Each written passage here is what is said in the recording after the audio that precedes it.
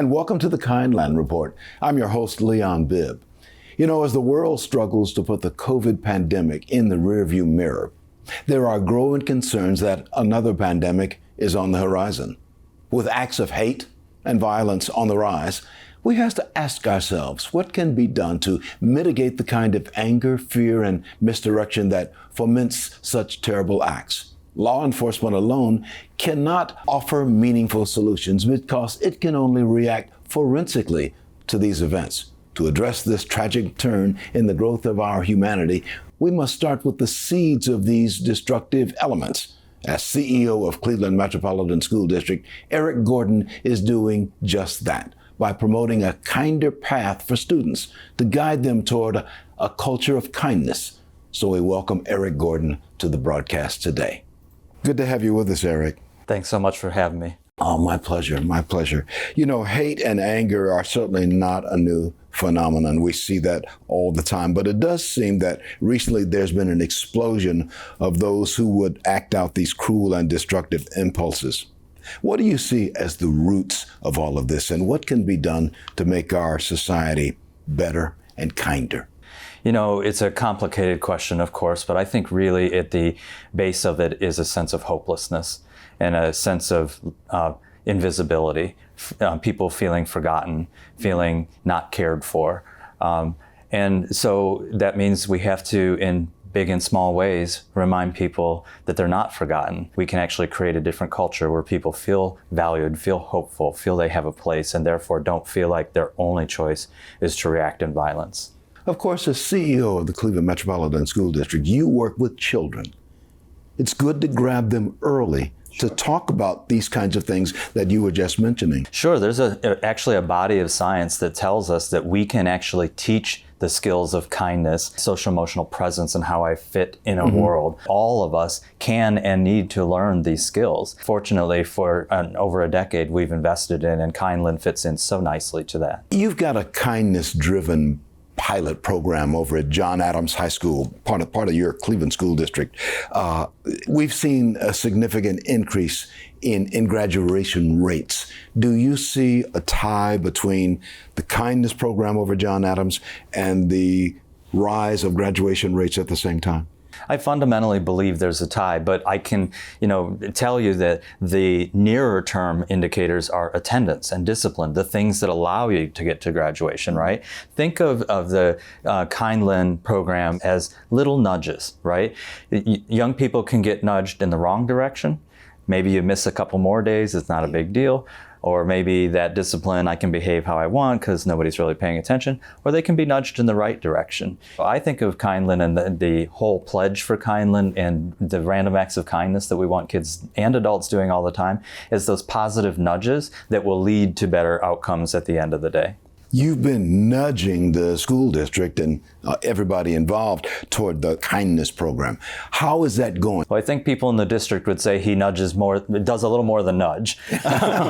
But we have already rolled out a full information campaign for our educators coming directly from me about our full engagement in it.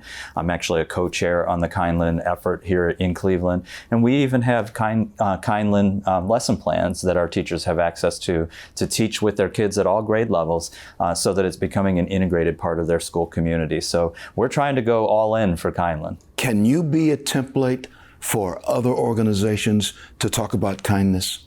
Well, certainly we can be a template, but the irony of Kindland and kindness is you just got to do it. We actually encourage our students and adults to download the Kindland app so that we can actually report those Kindland. And it's not only giving us a database of how often Cleveland is kind, but it's actually another intentional reminder that I saw you, Leon, do that kind thing, right? As I recall in my own life growing up, I learned a lot about that at my kitchen table sitting around my parents. There were certain things that I could do and certain things I could not do, and my folks were kind, and I learned by them mentoring me. There are people who will be watching this now who are not educators, who are not administrators, who are simply people who sit around the kitchen table with their children. What's your advice to them? Kindness is not something I was taught when I went to Bowling Green and got my teaching degree or my administration degree.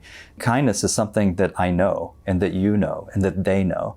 So you don't have to be an expert educator to help others, not only your own children, yourself, your spouse, your partner, be kind.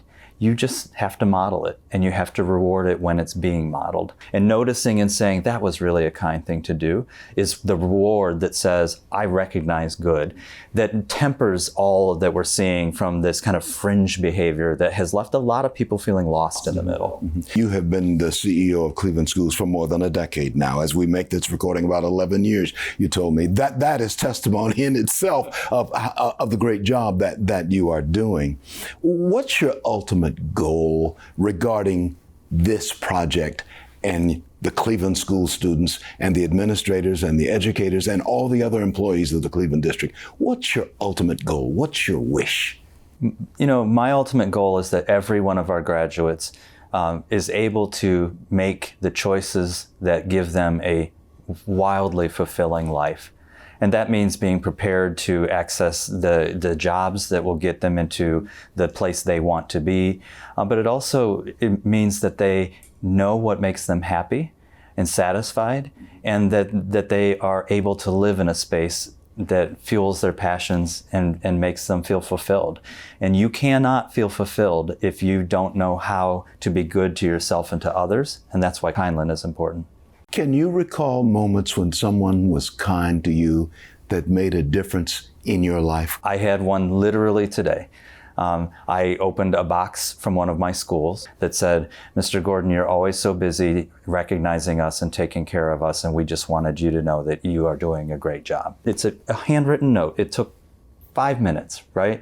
But the thought to do it, put it in the mail and get it over to me, that's an act of kindness. But when I was in the 6th grade, I had a 6th grade teacher, Robert Taylor, who saw that I was a pretty good writer. He whispered in my ear on graduation day from the 6th grade, Leon, you're a journalist, and what you ought to do is go into a career in journalism. Now, he took 10 seconds outside of his job to be kind to me, and he inspired me. And I call it the 10 seconds that help shape my life. Your teachers can do the same thing, can't they? Every one of my teachers comes to work every day to find that 10-second moment with a child. Every one of them. That's what gets every one of us up and brings us to work every day, is to find that 10-second moment with every one of our kids. Leave me with a final thought on the importance of kindness, certainly from your perspective as the CEO of the Cleveland Metropolitan School District, and in general, as a citizen of the world. Look, if you turn on any typical program, and you know this as a reporter, right now you see very big divisions in what we think as a country. But the way they're being presented is not creating a discourse for us to figure out where do we want to go. The connector is kindness. We can agree to disagree. It's not whether I agree with you or you agree with me. But if we can't get to a place of kindness, then we're not going to listen to each other. We're not going to seek to understand each other, and we're not going to solve these global problems. This global problem all comes down to kindness. Eric Gordon of the Cleveland Metropolitan School District, the CEO, many thanks for being on the Kindland Report today. Thanks so much for having me. Always good to see you. Always good to have Eric Gordon talking about the kinds of things that he is doing to make the Cleveland Metropolitan School District a better school district, a wonderful school district, and it all begins with kindness. I'm Leon Bibb. That's the Kindland Report for today.